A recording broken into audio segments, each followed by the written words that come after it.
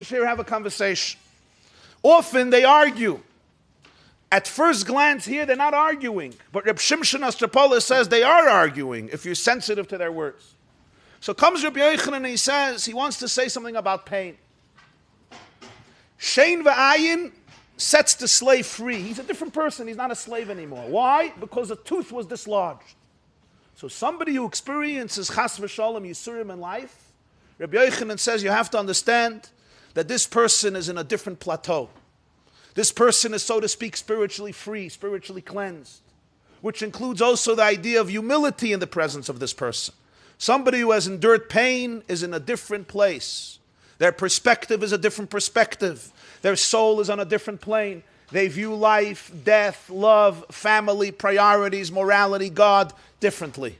Or if we can quote the pasuk where Hashem tells Moshe Rabbeinu when he's standing in front of the burning bush, remove your shoes off your feet because you're standing on holy soil. The Medrash Rabbah in Shmoi says that Moshe Rabbeinu actually was gazing at all of Jewish suffering throughout history. He saw the bush consumed by flames but indestructible. What he was actually gazing at was not just a physical burning bush.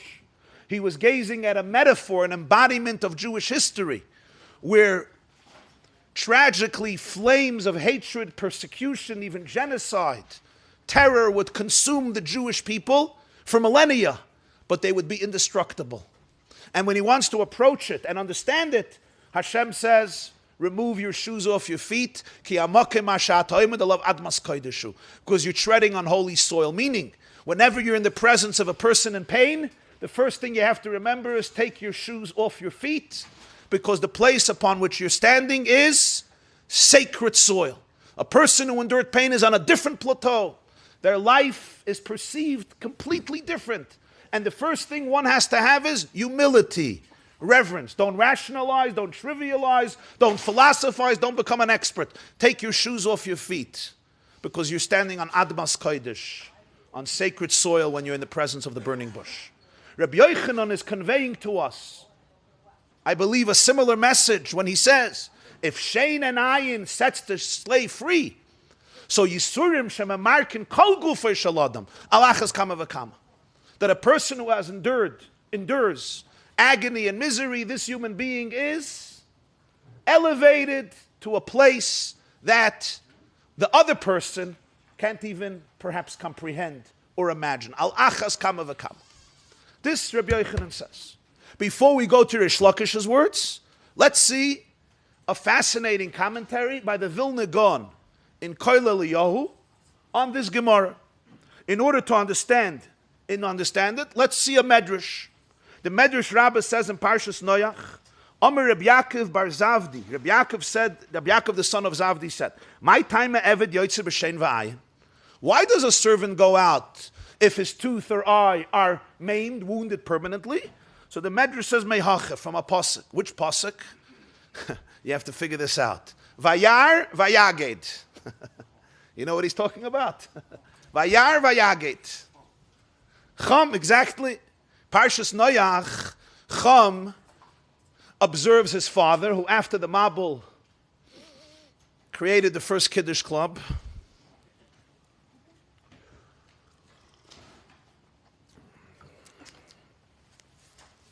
I asked the rabbi, I was once in a shul, I asked him, where's the oilam? He says, I have an oilam, JFK. I said, what's JFK? He says, just for Kiddush they come. Noach created the first, Noach planted a vineyard and he drank a little too much. We all know the story, he became inebriated. And he's exposed, Vayizgal b'toicha haloi. So what does the Torah say? Vayar Chum es ervas aviv. Chum saw the nakedness of his father. What's the next thing he did? Vayaged l'shnei echav b'chutz. You see with your eyes, and you speak with your mouth, including your teeth. So the Medrash says, Noach, we know, cursed Chum, that he's going to be a slave. Eved avadim yiyeh le'echav. So it all came because of his eye and his tooth. What does this mean? This is somewhat of an enigmatic Medrash. So the shem meshmuel was authored by the Sachachova Rebbe. Sachachova is a city in Poland. Reb Shmuel Bornstein, who was a son of the Avnei Nezer. Reb Avram Bornstein, who was also a Rav in Sachachov, the author of Shal Sechuvas Avnei Nezer, Iglei Tal, and he was a son-in-law of the Kotzker Rebbe. So he quotes his father here. Shem meshmuel Noach of the year Tofresh Ayin Daled, 1913.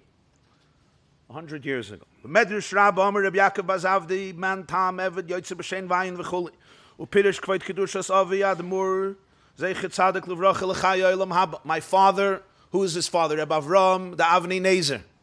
Reb Shmuel Sachachov's father says as follows: Ki inyan shibud einu shayach ela l'choymer, k'moy behema meshubedes la'adam, avo ruchni einu roy l'ishtabit. It's a profound commentary. He says the concept of enslavement can only happen to somebody who experiences themselves as brute matter. An animal allows itself to be subjugated, to surrender to a person. A ruchni, somebody who's in touch with their inner spiritual consciousness, is not a slave. They're not subjugated. They're not subjugated to themselves first and foremost. You know, that's the hardest subjugation. They're not slaves to themselves. They're free people. The chaymer is not circumstantial. This chaymer feels itself to be a victim. It is what it is. The ruchni is uninhibited. It's free. So it's not enslaved to instincts, to addiction, that's a big one, to bad habits, and to even perceptions of itself. The ruchni einu shayach shibud, in something that's really connected to its own ruchnius, to the source of ruchnius. So essentially it's a reflection of the Creator. That's what ruchnius means. Ruach, it's a reflection. And if it's a reflection of the Creator, it's free. It's uninhibited. There's no shibut. V'hinei chush. So what the Shem Meshmuel is telling us, you know what Cham's tragedy is? He became a slave to himself. And once you become a slave to yourself, you become a slave to other people also. Once you're a slave, once a person has the slave mentality, so they become a slave to themselves. What do I mean to themselves? How could you be a slave to yourselves? To parts of yourselves that are superficial, to parts of you that are not really you, but I become a slave to it. So I can become a slave to other things, to anybody. Somebody once told me that they want to quit. A teenager was telling me he has to quit yeshiva. I said, why do you want to quit yeshiva? He says, I did my 6 years of slavery, and now it's time for freedom. I want to be free. So I told him, how are you going to use the time of freedom? He says, for starters, I'm going to sleep till 3 o'clock in the afternoon. Before anything, I'm going to sleep every day till 3 o'clock in the afternoon. I said, what happens at 3 o'clock in the afternoon? So he told me some other very interesting things he's going to do from 3 o'clock in the afternoon. So I told him, I'm afraid you're not going to be going free. You're just going to be substituting one form of slavery with another form of slavery. Because I doubt that your innermost self wants to become a couch potato for the next 10 years of your life. I doubt it. I highly doubt it. I don't know a person that wants to sleep till 3. Really, their ultimate dream in life is to sleep till 3 in the afternoon. If you're out of yeshiva for the first week, it's exciting to sleep till 3 o'clock in the afternoon. Afterwards, you're going to look in the mirror, you're going to feel like a shmatas. I'm afraid you're substituting one slavery with another form of slavery. It's all slavery. Some people are slaves to other people. Some people are slaves to themselves. Some people are slaves to the up-ed pages of the newspapers, to popular opinion. I'm also a slave. I'm a slave to my social environment, but I'm still a slave. I don't know myself. I don't believe in my ruchnius. I'm not connected to my own source, my own shirish and neshama.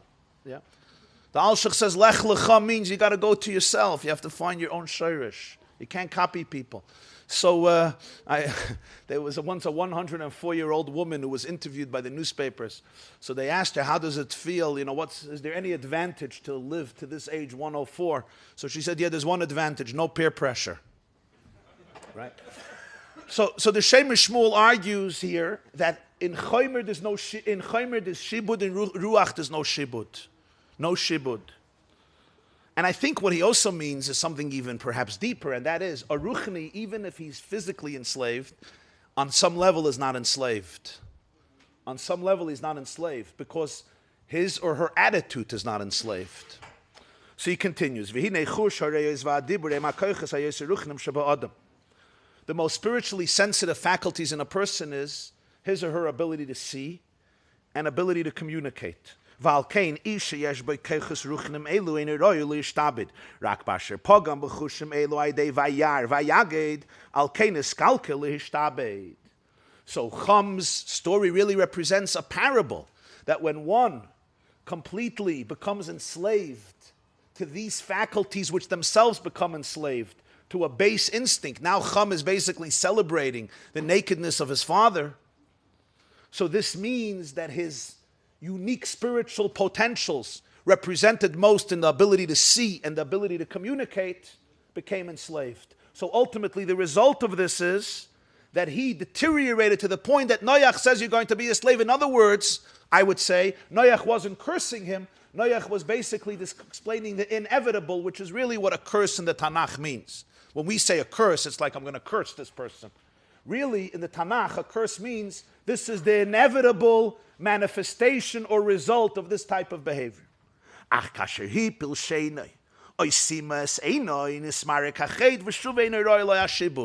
So now somebody who's physically a slave generations later, if the master messes with his tooth or with eye, and therefore he now experienced pain and agony in that part of his life, there's a cleansing that happens. And therefore, you can't keep him as a slave. You're not allowed to keep him, you have to send him out. This is the shem meshmuel. Now take a look at the Vilna Gaon, a generation earlier, Koil Eliyahu, says the Vilna Gaon, Kal v'chayim mishein v'ayin, hu mishum sha'avdus ba mekayach hakol shekil noyach l'cham b'noi. Slavery comes from the curse of Noach to Cham. Sha'amar lo, he told him, Eved avadim yiyeh le'echav, you're going to be a slave to your brothers. V'hinei sham haya shnei dvarim. Two things happened there, the Vilna Gaon says. Achaz vayarcham aviknan shu ba'ayin. He's explaining the medrash. One is, he saw, v'hasheni hu vayaged, he spoke. Shegmar hadibur hu b'shein. The complete speech, the completion of speech happens through the tooth. So